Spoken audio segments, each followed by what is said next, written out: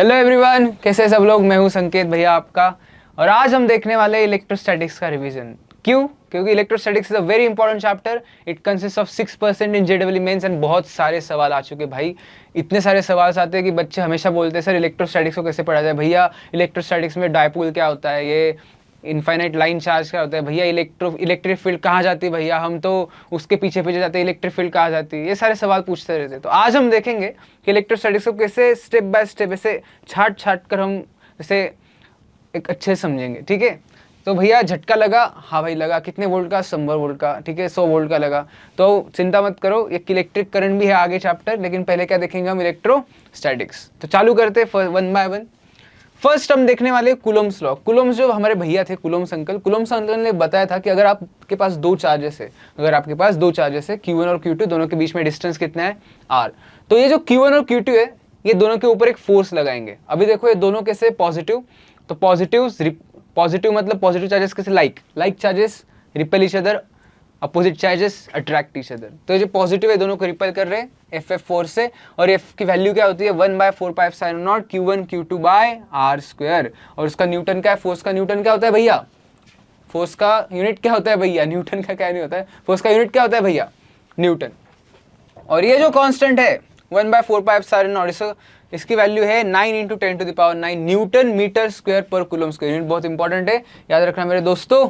ठीक है, और आप बोलोगे भैया ये एफ0 क्या होता है, तो इसको बोलते हैं परमिटिविटी ऑफ फ्री स्पेस। और अगर ये दोनों चार्जेस को हमने एक मीडियम में रख दिया, अगर इन दोनों चार्जेस को हमने कहाँ रख दिया, एक मीडियम में रख दिया, तो इस मीडियम का जो एफ0 होता है उसे बोलते हैं एफ0r, that is relative permittivity of medium, isn't it. तो सबको समझ में आ गया कुलम फोर्स क्या होता है, कुलम लॉ क्या होता है। और इसको अगर वेक्टर फॉर्म में लिखना चाहे हम, तो इसको बोलेंगे, अगर सपोज ये फर्स्ट पार्टिकल 2 के ऊपर फोर्स लगा रहा है, इसे लिखेंगे F21 को क्या लिखेंगे, K Q1 Q2 bye R2 minus R1 का cube multiplied bye R2 minus R1। ये देखो, ये है वेक्टर और ये जो है ये है मैग्नीट्यूड। ये बहुत इंपॉर्टेंट है। ठीक है भाई, नोट कर ले भाई, इजंट इट। क्यों नोट करना है हमें, क्योंकि मोस्ट इंपॉर्टेंट पॉइंट है कि Q1 और Q2 को हमें कैसे पुट करना है, साइन के साथ। कैसे पुट करना है, साइन के साथ। सब्जी में नमक नहीं डालोगे तो सब्जी का कुछ टेस्ट आएगा क्या आपको? नहीं। उसी हिसाब से सेम वे, अगर आप Q1 Q2 को साइन के साथ नहीं पुट करेंगे तो आपको टेस्ट में मार्क्स मिलेंगे नहीं। तो इसलिए if you want marks in your test, follow Sanket भैया, इजंट इट। Q की वैल्यू क्या है, n × E। n क्या होता है भाई, n को बोलते हैं it is belongs to integers, isn't it. और E की वैल्यू होती है E is charge on an electron and that charge is 1.6 × 10⁻⁻19। Till now we have seen Coulomb law, isn't it. Coulomb's law क्या होता है, कूलोम्स लॉ Q1 Q2 एक दूसरे के ऊपर फोर्स लगाते, फोर्स एक दूसरे को रिपेल करते या फिर अट्रैक्ट करते। अगर एक बात बताता हूँ, ये दोनों अगर अपोजिट है, इस टाइम ये कैसे है, दोनों पॉजिटिव। अगर ये निगेटिव हो गया तो ये चार्ज फोर्स कहाँ लगेगा, इधर। ये मेरे बच्चे होशियार है, सबको पता है, इजंट इट। अभी हम आते हैं इलेक्ट्रिक फील्ड के ऊपर। इलेक्ट्रिक फील्ड बहुत इंपॉर्टेंट है। फील्ड मतलब क्या होता है, फील्ड। क्रिकेट खेलना है, फील्ड लगती है आपको। अगर कभी बॉक्सिंग देखा अपने WWE में भी क्या लगती है, फील्ड लगती है। जैसे चार्जेस जो होते हैं ना, चार्जेस, उनका भी एक फील्ड है।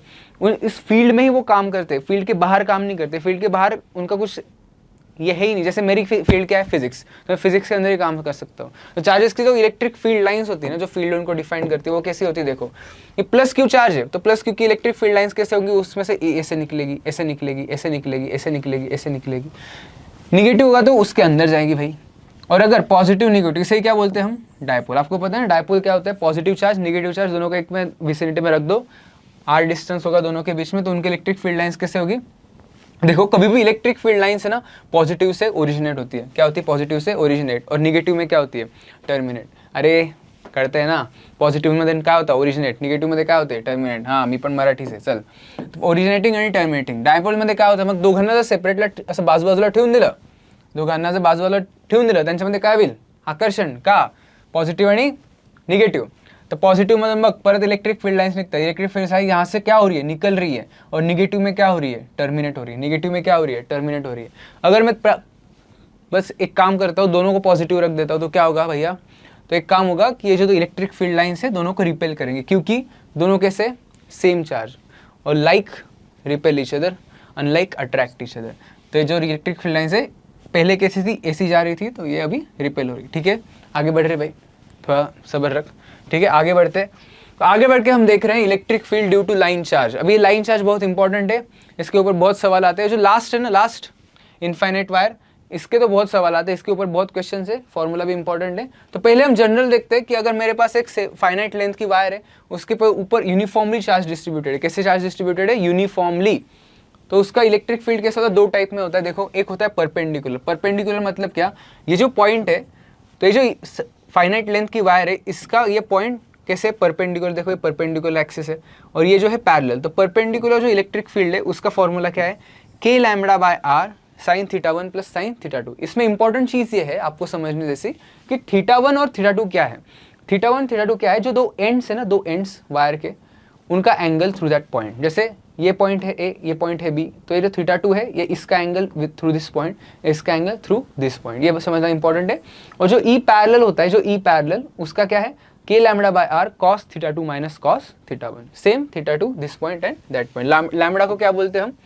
Uniform charge density. Uniform charge density, isn't it?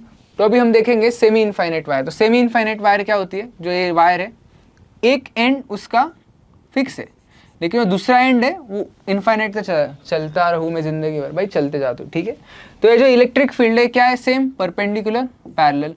अभी इधर क्या है आपको एक समझने सी बात कि जो थीटा 1 है, थीटा 1 देखो, थीटा 1 अभी मैं यहाँ इस पॉइंट से उस पॉइंट को कनेक्ट करने जाऊंगा तो भाई कितना दूर तक चला जाएगा? तो क्या है? बेसिकली 90 डिग्री इनफाइनाइट तक, और ये थीटा 2। तो यही आपको इमेजिन करना है क्या, कि जब मैं ये वो फॉर्मूले इस कंडीशन में यूज़ करूँगा, कौन सी कंडीशन में? सेमी इनफाइनाइट वायर के केस में, तो थीटा 1 की वैल्यू क्या पुट करूँगा? 90 थीटा 2 की एज इट इज। और ये जो this is very very important for my students, just like in life relationships are important, so in this case is very important. What is this case, you may ask? It is infinite wire containing infinite uniform charge on an infinite length. तो इस case में जो E perpendicular है, E perpendicular, उसकी value क्या आएगी? 2k lambda by r। आप बोलोगे कैसे? बेटा थीटा 1 और थीटा 2 इनकी वैल्यू क्या है? 90 डिग्री। तो यहाँ पर देख, यहाँ पर पुट कर, थीटा 1 साइन 90 क्या होता है? 1, साइन 90 क्या होता है? 1, तो 1 + 1 2, तो k लैम्बडा बाय r में और 2 आ गया, इजंट इट? इसको मैं क्या लिख सकता हूँ? k को क्या लिखते रहे हम? 1/4 पाई एप्सिलॉन नॉट। इधर वैल्यू पुट कर, तुझे ये भी मिल जाएगा lambda by 2 pi epsilon naught. कुछ डिफिकल्ट है क्या? नहीं भैया। ई पैरेलल भैया सीधा जीरो बोल दिया आपने? नहीं, अरे आप हीरो भैया, जीरो नहीं, हीरो हो आप, लेकिन ये जीरो है। क्यों? क्योंकि ई पैरेलल की वैल्यू कैसे आएगी? थीटा 1 90, थीटा 2 90, बेटा cos 90। पापा कैसे बड़ा नाम करेगा बेटा? बोल फिर क्या आएगा? cos 90 0, cos 90 0, तो k lambda by r। Isn't it so easy? अभी हम देखते हैं आगे जाकर electric field due to charge ring. अभी रिंग, हाँ रिंग सुना और फिर मन में लड्डू फूटा। भाई ऐसा मत कर, इधर देख, रिंग की वजह से क्या होता है? एक पॉइंट है मेरे पास, सपोज ये ए, इस ए पॉइंट के ऊपर इलेक्ट्रिक फील्ड क्या होगी? Due to uniformly charge ring. तो क्या होती है वो? उसका फॉर्मूला होता है KQX bye r² + x² raise to 3/2। अभी आप बोलोगे सर x डिस्टेंस क्या? ये सेंटर से जो डिस्टेंस है ना, इसको ही बोलते हैं x डिस्टेंस, इजंट इट? ये ध्यान में रखना है आपको। और ये फॉर्मूला है। तो जो सेंटर पे x की वैल्यू क्या होगी? 0। अगर x की वैल्यू सेंटर पे 0 है तो मैं इधर 0 वैल्यू पुट करूंगा, तो इलेक्ट्रिक फील्ड भी क्या आएगी? 0। तो ये बहुत इंपॉर्टेंट है कि at centre of the ring electric field is 0, isn't it? और x = +r/2 -r/2 electric field कैसी होती है? मैक्सिमम। अगर मैंने आपसे पूछा कि इसका ग्राफ निकालो, तो आप इजीली निकाल सकते हो। क्या आएगा ग्राफ भैया? इधर आप बोलोगे इलेक्ट्रिक फील्ड, इधर आप बोलोगे डिस्टेंस फ्रॉम सेंटर। तो अभी आप ही ने बताया भैया कि सेंटर के ऊपर इलेक्ट्रिक फील्ड क्या है? 0। और जो इलेक्ट्रिक फील्ड है, जैसे जैसे हम आगे जाएंगे तो वैसे वैसे देखो ऐसी जाती रहेगी और ये ऐसी जाती रहेगी। और जो -r/2 है इसके ऊपर मैक्सिमम है, +r/2 है इसके ऊपर भी मैग्नीट्यूड मैक्सिमम है। अभी ये जो ग्राफ है ना, ये जो ग्राफ है, ये किसके लिए निकाला है हमने? कि रिंग के ऊपर निगेटिव चार्ज है। रिंग के ऊपर कौन सा चार्ज है? निगेटिव। इसीलिए देखो, निगेटिव चार्ज होता तो इलेक्ट्रिक फील्ड यहाँ नहीं होती, यहाँ आती। कहाँ आती? इस डायरेक्शन में। तो इसलिए वो निगेटिव डायरेक्शन है। तो इसीलिए जब डिस्टेंस सेंटर से पॉजिटिव डायरेक्शन में, तो ग्राफ नीचे जा रहा है। और जब ये पॉइंट में अगर इधर लूँगा तो यहाँ पे चार्ज अगर निगेटिव होता तो इलेक्ट्रिक फील्ड कहाँ आती? यहाँ पर से यहाँ पर। तो ये बोथ केसेस को हम समराइज कर सकते हैं, इजंट इट? अभी हमने ग्राफ भी देख लिया, रिंग भी देख ली, तो अभी क्या बचा है हमारे पास? Yes, disc. क्या बचा है? डिस्क। रिंग को अगर हम थोड़ा सा फिल कर देंगे, अब माझं डोकं खाली आहे, त्या डोक्याच्या खाली डोक्यामध्ये भुसा भरून दिला तर ते काय बनून गेलं? पहिले रिंग होती, नंतर काय बनलं? डिस्क। हाँ, तो डिस्क देखते हैं। तो डिस्क के केस में क्या होगा भाई? उसके केस में ना ये सिग्मा आता है। क्या आता है? ये सिग्मा। इसको बोलते हैं यूनिफॉर्म सरफेस चार्ज डेंसिटी, ठीक है? तो ई के फॉर्मूला है मोस्टली जनरली ना क्या होता है, जब एक्स ये जो डिस्टेंस है x, ये x डिस्टेंस, ये जो r distance radius of disc, इससे बहुत कम है। कैसा है? बहुत कम है। तो E की वैल्यू क्या आती है? Sigma bye 2 epsilon not. क्या आती है? Sigma bye 2 epsilon not. आप बोलोगे सर ये जनरल फॉर्मूला नहीं है। हाँ भाई, क्योंकि मोस्टली क्वेश्चंस इस पे ही आते हैं। किस पे आते हैं? इस पे ही आते हैं। माय बाप जेव्हा नवीन नवीन भेटतात असं थोडी विचारतात की बेटा तुझं नाव काय? अरे नाव तर माहिती ना त्यांना, हुशार, एवढी काही गरज नाही आपल्याला. For an infinite sheet, isn't it? और इसे क्या बोलते हैं हम? For an infinite sheet. ये इनफाइनाइट शीट की जैसे भी काम करता है. मेरे बच्चे बहुत होशियार हैं. आगे बढ़ने के बाद हमें मिल रहा है क्या? Electric field due to charge sphere. क्या मिल रहा है? Electric field due to charge sphere. अभी चार्ज स्फीयर के दो टाइप्स होते हैं, एक होता है कंडक्टर, एक होता है नॉन कंडक्टर. कंडक्टर क्या होता है?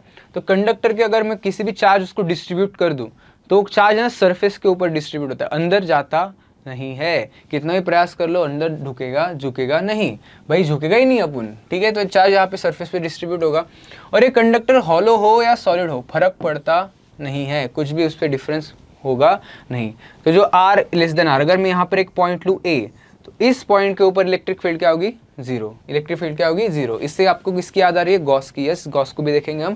तो ये आपको याद रखना है कि electric field inside a conductor is zero. और अगर मैं पॉइंट B यहाँ पर लूँ तो B पॉइंट पे इलेक्ट्रिक फील्ड क्या होगी? तो इलेक्ट्रिक फील्ड का फॉर्मूला होगा KQ/R². यू मे रिमेंबर, आपको एक याद आ रहा होगा कि अगर कंडक्टर के बाहर हमने पॉइंट लिया तो इलेक्ट्रिक फील्ड KQ/R² आती. It is similarly as a point charge. It is as if a point charge is placed at the center, isn't it? मेरे प्यारे बनने बच्चों, it is as if electric charge is placed at the center. So this sphere behaves like a point charge. उसका graph भी कैसे easily आएगा? अंदर zero है तो ओरिजिन से R तक जीरो होगा और फिर आगे जाकर वो इन्वर्सली प्रोपोर्शनल टू क्या है? वो आगे जाकर इन्वर्सली प्रोपोर्शनल टू क्या है? एक्चुअली ये यहाँ पे होना चाहिए मेरे दोस्त R², कैपिटल R नहीं, स्मॉल r, isn't it? क्या होना चाहिए? Small R². तो 1/R² ऐसा ग्राफ आएगा. या भाई बड़े बड़े शहरों में छोटी छोटी बातें होती रहती, ध्यान इधर दे, इधर उधर मत देख. नॉन कंडक्टर क्या है अभी? Non conductor. तो इसके ऊपर मैं भी चार्ज दूंगा. क्या दूंगा? चार्ज. तो ये चार्ज जो है वो अंदर चला जाएगा. पता है ना भाई सबको? हाँ सर भैया, पता है सर भैया. भैया इसी बात पे चॉकलेट दो. चुप, बच्चे को चॉकलेट चाहिए. अरे बड़ा हो गया तो इधर देख. अभी R लेस देन R, अभी स्फीयर के अंदर. तो स्फीयर के अंदर क्या होती है? KQ/R³. ये R क्या है? अगर मैं इधर एक पॉइंट लूँ A, तो सेंटर से उसका डिस्टेंस R है, तो इलेक्ट्रिक फील्ड क्या आएगी? KQ/R³. इसको हम क्या लिख सकते हैं? इसको बोलते हैं रो R/3 जो आपको पसंद है वो यूज़ कर सकते हो. सब फ्रीडम है भाई. इंडिया को फ्रीडम कब मिला था? 1947. फ्रीडम है ना हमें, तो कुछ भी यूज़ करो ना यार, क्या प्रॉब्लम है? R ग्रेटर देन R, बाहर वाला पॉइंट लो. बाहर वाले पॉइंट पे इलेक्ट्रिक फील्ड क्या होगी? इलेक्ट्रिक फील्ड की value KQ/R². Again same thing, conductor solid हो, हॉलो हो, नॉन कंडक्टिंग हो, कुछ भी हो भाई, वो अगर बाहर का पॉइंट है तो बाहर के पॉइंट के लिए ये जो अंदर का आदमी है ये कैसे बिहेव करता है? As a point charge. ये कैसे बिहेव करता है? As a point charge. Isn't it clear sir? Yes भैया क्लियर. तो भैया इसका ग्राफ कैसे आएगा? तो भाई इजी, देख, ओरिजिन से रेडियस तक, ओरिजिन से रेडियस तक मतलब इनसाइड क्या वैल्यू? KQ/R³. ये KQ/R³ तो कांस्टेंट है, तो E किसको डायरेक्टली प्रोपोर्शनल है? R. तो जब y is equal to kx का ग्राफ क्या आता है? Straight line. तो ओरिजिन से इस पॉइंट तक स्ट्रेट लाइन आएगी और आगे जाके देखो KQ/R². तो जैसे हमने देखा कि इनवर्सली प्रोपोर्शनल टू R², तो ऐसे ग्राफ आएगा. अब तक मेरे बच्चे मेरे साथ है. यस, हमने बहुत कुछ देखा है, बहुत सारे कंसेप्ट सीखे. तो धीरे धीरे आगे बढ़ते. मैं एक बात को आपको बताना चाहता हूँ कि ये जो कंसेप्ट है ना, क्विक रिवीजन कंसेप्ट है. ठीक है, हम ज़्यादा डीप नहीं जाएंगे क्योंकि ये कंसिडर्ड है कि आपको थोड़ी बहुत चीज़ें पता है. यार ऐसा नहीं है कि तू सीधा PhD लेवल पे जा रहा है और तू बोल रहा है सर 8th स्टैंडर्ड से स्टार्ट करो. भाई वो प्रोफेसर निकाल देगा तुझे, इजंट इट? अभी देखो ये बहुत इंपॉर्टेंट है, electric field non uniform charge distribution. बच्चे बहुत बार इसमें मार खाते हैं, बहुत बार बोलते हैं भैया आता नहीं है. देखो बहुत सिंपल है, कुछ ज़्यादा टेंशन लेने की जरूरत नहीं है. देखो इधर क्या होता है, लास्ट केस में क्या था? चार्ज यूनिफॉर्मली डिस्ट्रीब्यूटेड था, मतलब हर एक पोर्शन में चार्ज सेम अमाउंट में था. 2 सेंटीमीटर में 4 कूलम होगा, आगे वाले 2 सेंटीमीटर में कितना होगा? 4 कूलम. लेकिन इधर क्या है? 2 सेंटीमीटर में 4 कूलम, तो आगे वाले 2 सेंटीमीटर 1 कूलम. पता नहीं भाई, जिंदगी में कुछ भी हो सकता है. तो देखो इधर क्या, एक रॉड है और रॉड को ये चार्ज नॉन यूनिफॉर्मली डिस्ट्रीब्यूटेड है. और नॉन यूनिफॉर्म डिस्ट्रीब्यूशन आया मतलब हम किसका जिक्र करते हैं? लैम्बडा का. लैम्बडा का क्या है? Linear charge density. लैम्बडा को क्या बोलते हैं हम? Linear charge density. तो इसको सॉल्व कैसे करते हैं? तो देखो, अगर मुझे लैम्बडा पता है, लैम्बडा लीनियर चार्ज डेंसिटी पता है, तो मैं इसको ये फॉर्मूले से सॉल्व करूंगा. E की वैल्यू क्या है? Integral A to B K λ x/x² into dx। मैंने आपके लिए फॉर्मूला सीधा सीधा बना के रखा है, आपको कुछ झंझट करने की जरूरत नहीं है, क्यू इन निकालो, ये सब निकालो, देखेंगे हम। अभी एक प्रॉब्लम सॉल्व करते हैं। इस प्रॉब्लम में क्या बताया गया कि एक पॉइंट P है, ये जो रॉड है ये ओरिजिन पे प्लेस्ड है, तो origin left hand side origin है और उसका पूरा लेंथ है कैपिटल L। उसका जो लीनियर चार्ज डेंसिटी कितना दिया है हमें, Bx। तो मैं इसका फाइंड क्या करना है हमें, इलेक्ट्रिक फील्ड। तो इलेक्ट्रिक फील्ड कैसे फाइंड करेंगे, आओ साथ में करते हैं। तो ई का फॉर्मूला मैंने क्या बताया जस्ट आपको अभी, इंटीग्रल A to B और क्या है आगे K lambda x। Lambda x क्या है, Bx अपॉन क्या है आगे x स्क्वायर, क्या है x स्क्वायर dx। आप बोलोगे भैया A to B क्या है, तो A to B बेटा एक सिंपल लिमिट है, रॉड की जो लेंथ है इस पॉइंट का रॉड के एक पॉइंट से और एंड पॉइंट से, इनिशियल पॉइंट और फाइनल पॉइंट से कितना डिस्टेंस है, इनिशियल डिस्टेंस क्या है d इस पॉइंट से, और फाइनल डिस्टेंस कितना d प्लस l, कितना डिस्टेंस है d प्लस l। भैया हम इंटीग्रेशन कर सकते हैं क्या, यस आपने सीखा है तो कर सकते हैं, मैं भी करता हूँ आपके साथ। k b ये एक x कैंसिल हो जाएगा तो x dx, 1/x का इंटीग्रेशन क्या होता है हमें सिखाया था ln x, क्या होता है ln x। तो मैं इधर लिख सकता हूँ k कॉन्स्टेंट b कॉन्स्टेंट, ये ln x और limits as it is put कर दो बेटा d to d plus l। भैया आओ इधर सॉल्व करते हैं, यस बेटा मैं आपके साथ हूँ, चलो सॉल्व करते हैं। k b और मैं इधर लिख सकता हूँ upper limit d plus l ln d plus l और लोअर लिमिट d। तो ये जो लॉगरिथम का रूल है वो यूज़ कर सकते हैं, d सीधा सीधा। हाँ अरे समझ लगा, हो सर हो दादा समझ ला। तो चलो ना आगे बढ़ते हैं, भैया समझ में आ गया, यस। अभी देखते हैं नॉन यूनिफॉर्म चार्ज डिस्ट्रीब्यूशन सिर्फ रॉड के ऊपर होता है क्या, नहीं। Variety is the source of enjoyment, variegatedness. जितना ज़्यादा आपके पास विविधता होगी, जितनी ज़्यादा वैरायटी होगी उतना ज़्यादा आप एंजॉय कर सकते हो। तो देखो ये जो स्फीयर है इस पे भी क्या है, चार्ज डिस्ट्रीब्यूशन है। तो इस चार्ज डिस्ट्रीब्यूशन पे अगर हमें इलेक्ट्रिक फील्ड निकालना है तो हम इलेक्ट्रिक फील्ड कैसे निकालें, हमें एक पता है कि अगर हमें क्यू इन मिल गया, क्या मिल गया क्यू इन, तो हम इजीली बता सकते हैं कि इसका इलेक्ट्रिक फील्ड क्या है। क्यू इन कैसे निकालेंगे, हम एक कंसिडर करेंगे x डिस्टेंस के ऊपर, कितने डिस्टेंस के ऊपर, x डिस्टेंस के ऊपर एक स्मॉल शेल कंसिडर करेंगे। ये शेल का लेंथ कितना है सेंटर से x और उसका विड्थ कितना है dx, उसका विड्थ कितना है dx और उसका चार्ज कितना होगा फिर dq, क्योंकि शेल है स्मॉल शेल, इजंट इट। और ये जो शेल है ये इतने इनफाइनाइट शेल्स अगर होंगे तो ये पूरा स्फीयर बन जाएगा। तो क्यू इन को क्या बोल सकता हूँ मैं, इंटीग्रल dq, और इस dq की लिमिट क्या होगी 0 टू r। कहाँ से कहाँ होगी 0 टू r, क्योंकि पूरा क्यू इन निकालना है ना भाई। क्यू इन कहाँ फैला हुआ है, पूरे स्क्वायर के ऊपर। और रो एक्स क्या है, रो एक्स आपको जनरली क्वेश्चन में ये चार्ज डेंसिटी दिया होगा, वॉल्यूम चार्ज डेंसिटी बोलते हैं इसे, ये दिया होगा। और ये देते समय उन्होंने ये भी ध्यान में रखा होगा कि आपको ये लिमिट्स भी गिवन होंगे, ठीक है। तो रो एक्स 4πx² dx। आप बोलोगे भैया ये कैसे आया, तो मुझे तू बात बता भाई कि रो को मैं क्या लिख सकता हूँ, चार्ज पर यूनिट वॉल्यूम। क्या लिख सकता हूँ, चार्ज पर यूनिट वॉल्यूम। ये जो शेल है इसका चार्ज कितना है dq, इसका वॉल्यूम क्या है, इस शेल का सरफेस एरिया 4πx² और इसका विड्थ कितना है dx, तो 4πx² dx। तो dq क्या आ गया मेरे भाई, dq आ गया rho into 4πx² dx। Yes भैया thank you very much, yes बेटा वेलकम। देखो इधर तो एक एग्जांपल है जिसमें हमें बताया गया कि जो रो है it is given as rho naught by x. तो मैं इसको लिख सकता हूँ, चलो साथ में सॉल्व करते हैं। इलेक्ट्रिक फील्ड की वैल्यू क्या होती है मुझे बात बताओ, k q in by r square, k q in by r square. तो ये q in कैसे निकालते फिर, q in is equals to, ये देखो बेटा ये फॉर्मूला क्या है, इंटीग्रल dq और लिमिट्स 0 टू r। तो dq क्या होगा, रो x इंटू 4πx² dx। तो रो क्या दिया हुआ है हमें, रो नॉट बाय x और मल्टीप्लाइड बाय 4πx² dx, ये 0 टू r। हाँ भाई भैया बताइए, आगे बताइए जल्दी जल्दी। रो नॉट कॉन्स्टेंट है भाई, 4π कॉन्स्टेंट है, इंटीग्रल x², इसे हमें इंटीग्रेट करना है। अच्छा भैया आप कितने, हाँ जवाब भैया ये x कैंसिल हो जाएगा, हाँ भाई पता है x 0 r। तो हम आगे लिख सकते हैं क्या, 4π रो नॉट x का इंटीग्रेशन x² बाय 2, आप लिमिट पुट करोगे 0 टू r, तो इधर आ जाएगा 4π रो नॉट, इधर आ जाएगा r² बाय 2, ये 2 से 2 कैंसिल हो जाएगा, तो मेरा फाइनल आंसर आएगा 2π रो नॉट r²। भाई कितना इजी है भाई। ये चार्ज डिस्ट्रीब्यूशन कैसा था, नॉन यूनिफॉर्म, फिर भी हमने आंसर निकाल पाए क्या हम, यस सर निकाल पाए। तो इसी बात पे ये ले ले भाई, तू एक एप्पल ले ले तेरे लिए, just a small Apple for you isn't it. तो आगे हम देखते हैं, चलो इसको मैं थोड़ा सा खा लेता हूँ आपके लिए, थोड़ा सा bite. Yes, I have taken a bite. Would you like to take some bite? Yes, you can also take a bite. भाई कोते बोल रहा पूरा खा लेता हूँ, अरे बच्चे ठीक है खा लिया। अभी हम आगे बढ़ते हैं। Electrostatic potential, yes electrostatic potential, the most important thing.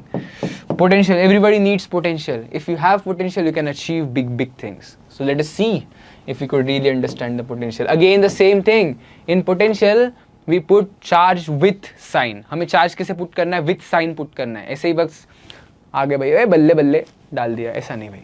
चलो फर्स्ट है रिंग। रिंग का अगर x डिस्टेंस पे एक पॉइंट है P, उस पॉइंट पे पोटेंशियल क्या होगा? k q by under root x square plus R square. Ring पे चार्ज कैसे डिस्ट्रीब्यूट है? Uniformly plus q। और शेल है, शेल मतलब क्या? अंदर क्या होता है? वो खोखला। भाई क्या होता है? खोखला।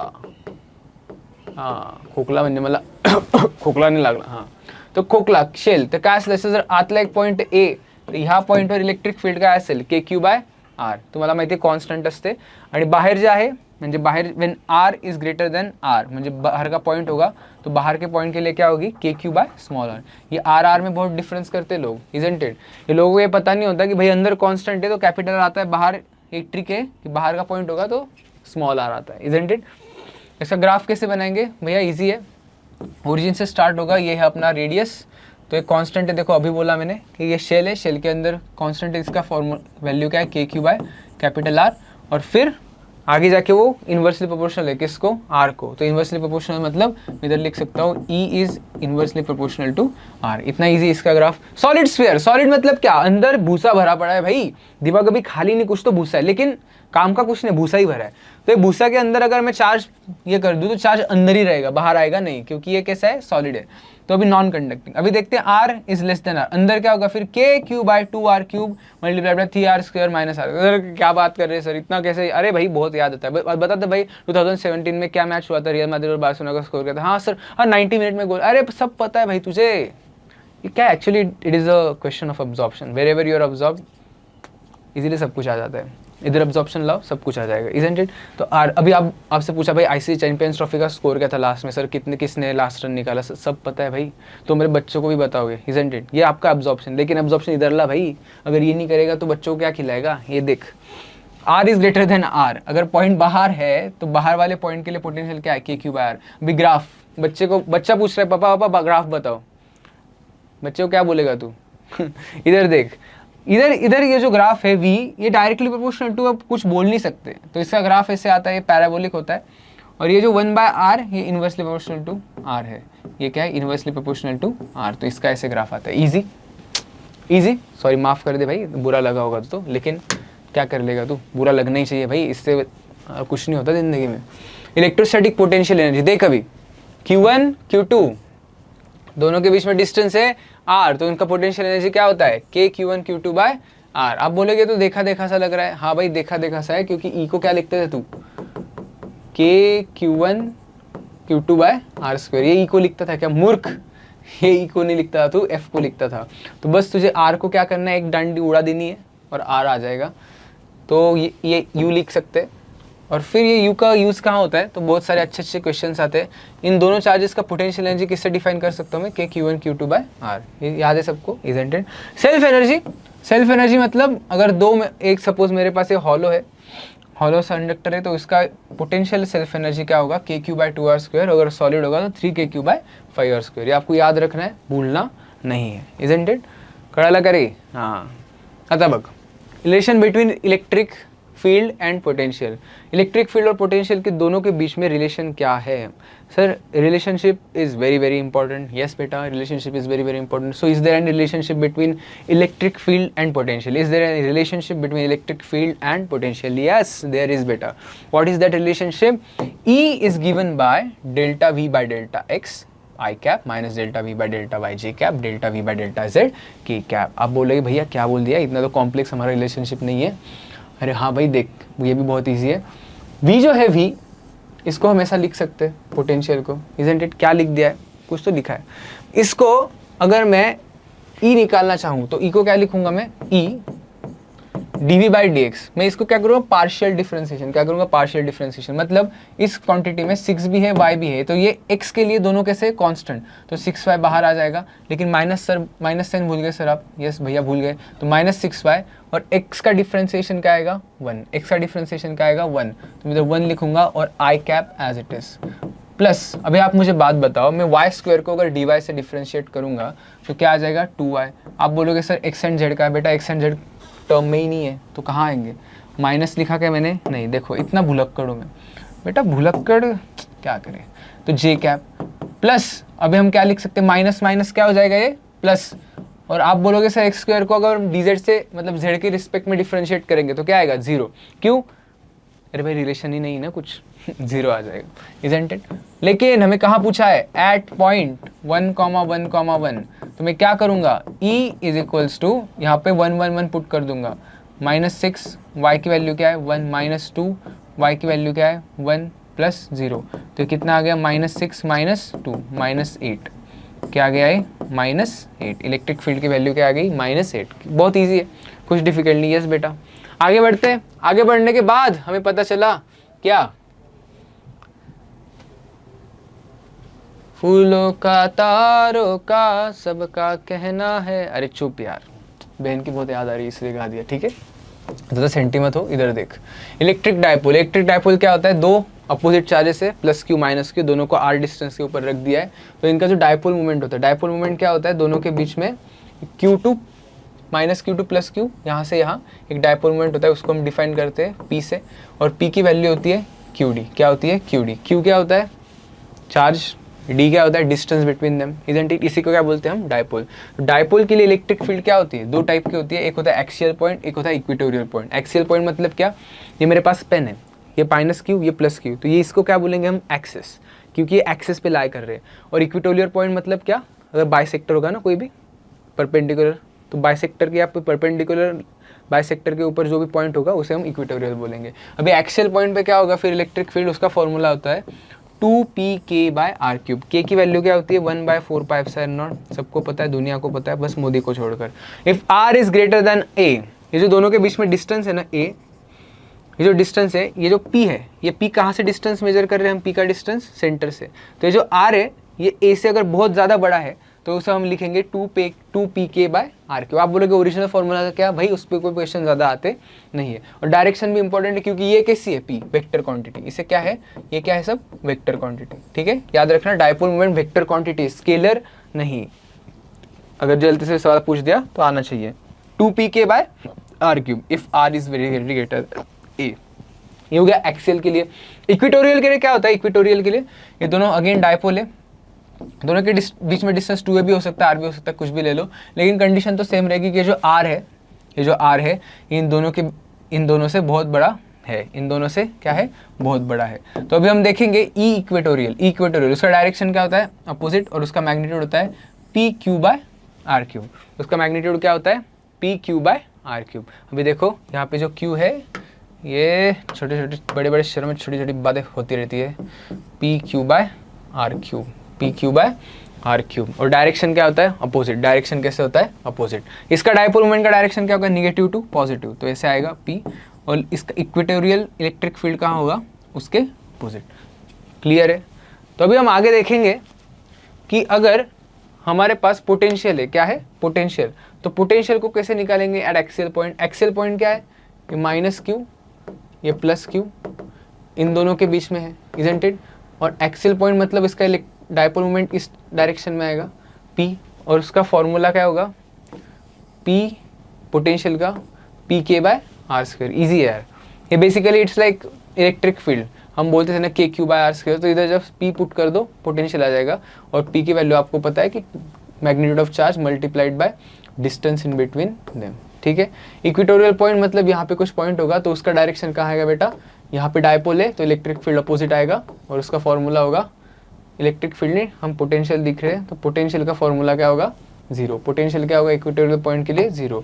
भैया ये तो बहुत बढ़िया बात कर दिया आपने, अरे हाँ भाई कुछ टेंशन ही नहीं है, 0 ही सीधा, इजंट इट। आगे देखते हैं इलेक्ट्रिक डायपोल में electric field at general point, ये बहुत इंपॉर्टेंट है, इसमें JEE मेन में सवाल आ सकता है, आपको भी बता देता हूँ, क्योंकि क्या है ये देख बेटा, तू 100 बच्चों के साथ है, 100 बच्चों के साथ 50 बच्चों को तो ये पहले 2 केसेस इजीली आ जाएंगे, फॉर्मूला रटना है, आंसर दे देना है।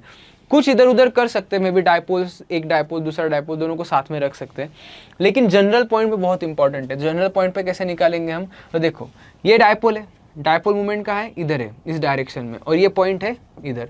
अभी इस पॉइंट के ऊपर हमें अगर ये निकालना है जनरल पॉइंट के ऊपर, तो कैसे निकालेंगे, तो देखो ये जो P है, इस P को हम 2 कंपोनेंट्स में ये कर देंगे, एक है P cos थीटा, एक है P sin थीटा। अभी देखो जो ये पॉइंट है, 2 डायपोल हो गए हमारे पास, 2 dipole moment. P cos theta के लिए ये पॉइंट कहाँ पर है, एक्सिस के ऊपर, तो यहाँ पे उसका इलेक्ट्रिक फील्ड क्या आएगा, E P cos theta, E P cos theta का E, और उसका डायरेक्शन क्या होगा, अलॉन्ग द डायपोल, और अलॉन्ग द डायपोल कहाँ है, इधर, तो ये आ गया। ठीक है, पहला क्लियर है।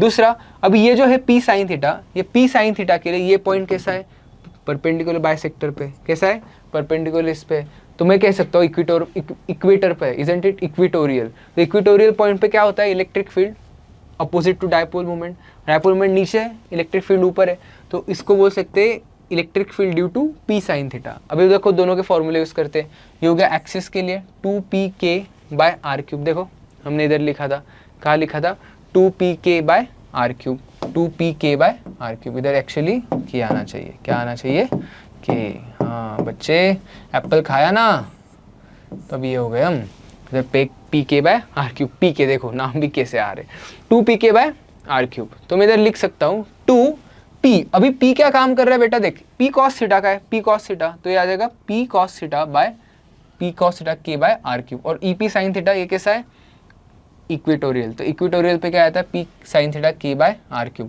और दोनों का मैग्नीट्यूड निकालना होगा, तो देखो एक इस डायरेक्शन में, एक इस डायरेक्शन में, तो बीच में से उनका आएगा, बीच में से आएगा, डिपेंड करता है, मैग्नीट्यूड सेम होगा, तो लेकिन सेम नहीं है, तो हमें फॉर्मूला पता है √ax² + ay², तो ये आ गया final formula pk/r³ multiplied by √1 + 3 cos² theta. और अगर ये जो हमें एंगल है अल्फा, ये अगर निकालना होगा तो उसका रिलेशन होता है tan α = tan θ/2, tan α = tan θ/2, easy. Yes sir, yes भैया, कुछ डिफिकल्ट नहीं है। तो ये जो डायपोल होता है इसकी वजह से टॉर्क भी होता है, और इस टॉर्क का फॉर्मूला आता है P क्रॉस E, मतलब ये क्या वेक्टर क्वांटिटी है, क्योंकि क्रॉस प्रोडक्ट क्या देता है हमें, vector quantity. Yes sir. Potential energy, भैया थोड़ा तो रुक जाओ भैया, नहीं बेटा जिंदगी में रुकना नहीं है, बहुत कुछ आगे अचीव करना है, isn't it. Elon Musk $400 billion net worth हो गए उसकी, हम क्या कर रहे हैं भाई, जेडएम में एटलीस्ट 140 मार्क्स तो डाले।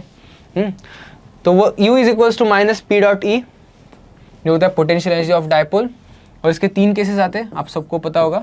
फर्स्ट केस क्या होती है, अगर दोनों के बीच में थीटा क्या होगा, 0, P और E के बीच में थीटा क्या होगा, तो U मिनिमम होगा, उसकी वैल्यू होगी -P, और एक कैसा इक्विलिब्रियम होगा, स्टेबल इक्विलिब्रियम। स्टेबल इक्विलिब्रियम पता है सबको, अगर मैं उस पोजीशन से उस बॉडी को थोड़ा सा भी इधर उधर कर दूँ तो वापस उधर आता है, इजंट इट। अनस्टेबल मतलब क्या, थोड़ा सा भी इधर उधर कर दूँ तो वापस चला जाएगा।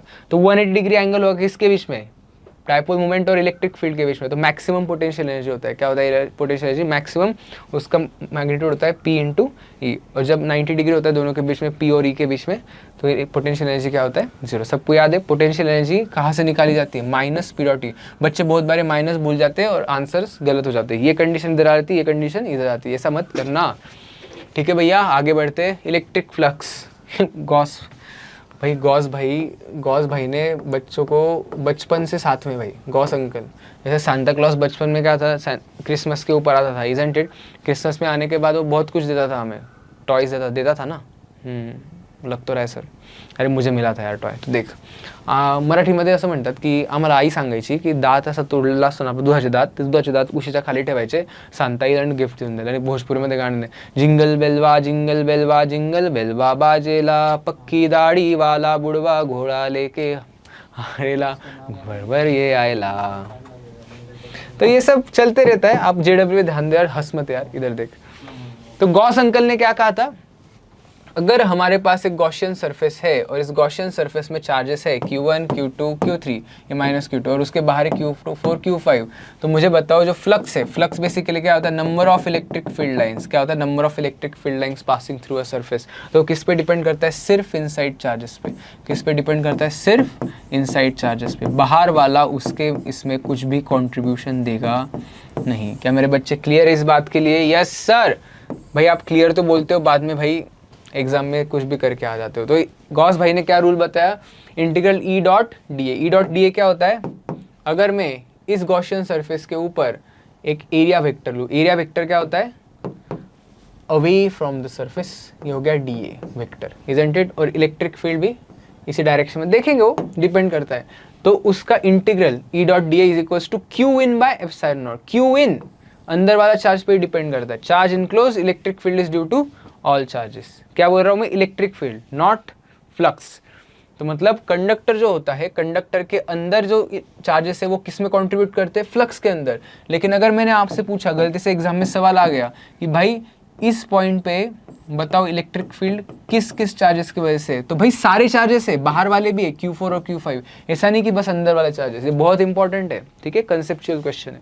तो मेरे बच्चों को पता चल गया कि फ्लक्स का फॉर्मूला क्या आएगा, फिर क्यू इन क्या है, Q1 minus Q2 plus Q3 bye epsilon not. Sir flux हो गया, ठीक है। कंडक्टर के ऊपर आते हैं, कंडक्टर क्या होता है, ईजी है। कंडक्टर मतलब जो कुछ भी कंडक्ट कर सकता है। तो ये क्या कंडक्ट करता है, इलेक्ट्रॉन्स। लेकिन ये जो कंडक्टर है, एक एक प्रॉपर्टीज देखते हैं। चार्ज ऑन सरफेस, मैंने एक चार्ज दे दिया तो ये चार्ज पूरा सरफेस पे डिस्ट्रीब्यूट होता है, अंदर जाने की कोशिश करेगा नहीं। भाई कितना भी प्रयास कर ले तू, ऐसा बोलते हैं कि भगीरथ प्रयत्न, जिन्होंने गंगा नदी को पृथ्वी पर लाया था, he was the most hard working man, nobody can match him.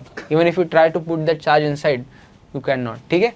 तो ई इन, तो अगर मुझे बताओ अंदर चार्ज ही नहीं है तो इलेक्ट्रिक फील्ड क्या होगा, जीरो, इजंट इट। गॉस भाई के थ्योरम से अनुसार पोटेंशियल क्या होता है, कांस्टेंट। पोटेंशियल क्या होता है, कांस्टेंट, ठीक है। मेरे बच्चों को पता है ये सब, इजी यार, बहुत कुछ नहीं इसमें। Electric field lines perpendicular to the surface, मतलब अगर एक इलेक्ट्रिक फील्ड लाइन ऐसे आ रही है इधर, तो इधर से ऐसे नहीं जाएगी, ऐसे हो जाएगी, क्योंकि परपेंडिकुलर होती है और ये परपेंडिकुलर ही है। वैसे इधर से भी अगर ऐसे आएगी तो ये परपेंडिकुलर हो जाएगी, परपेंडिकुलर, ठीक है। इलेक्ट्रिक फील्ड लाइंस कैसे होती है, कंडक्टर को perpendicular. When two are connected, अगर मैं एक काम करूँ, इधर एक और कंडक्टर बना दूँ और इस कंडक्टर को एक वायर से जोड़ दूँ, तो होगा क्या कि ये जो दोनों कंडक्टर्स है, इनका पोटेंशियल जब तक इक्वल नहीं हो जाता, क्या हो जाता, जब तक इक्वल नहीं हो जाता, तो जब तक ये जान इन दोनों के अंदर, जब तक ये चार्जेस, तो ये चार्जेस दोनों को इक्वल शेयरिंग नहीं कर देते, मतलब इन दोनों का पोटेंशियल सेम नहीं होता, तब तक चार्जेस शेयरिंग करेंगे और बाद में V क्या हो जाएगा, दोनों का सेम। यही है प्रॉपर्टी कंडक्टर की।